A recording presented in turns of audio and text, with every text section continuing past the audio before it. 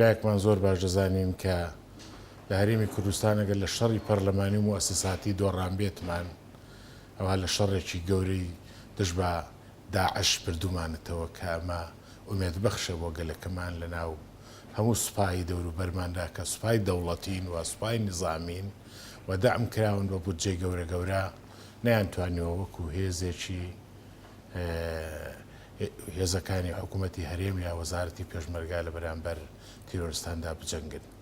لەگەڵ ئەوەشدا کە ئێمە لە 2010ەوە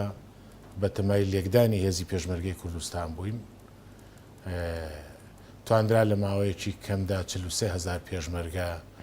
لە 12 لیوایی وەزارەتی پێشمەرگەدا یەخرێ و پاشان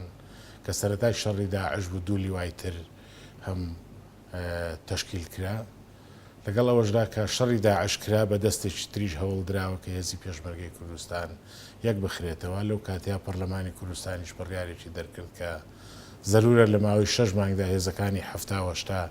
یەخرێ بەداخەوە کە هەم پەرلەمان سنووری چالاکیەکانی بەردەست کرایەوە و تووشی ئەو کێشەیە بوو و هەم شەڕی داعش گەرمتر بوو شەڕی ناوچەکە گەرمتر بوو و هەم بودجەیەکی باشیش لە بەردەستدانە بوو کێشەی نەوت و قەیرانی دارایی هاتە پێشەوە نەتواندرا هەرچۆنێک بە هێزی پێشمەرگەی کوردستان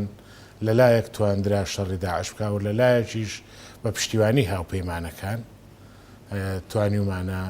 تا ڕادەیەک بەشێکی هێزی پێشمەرگا کە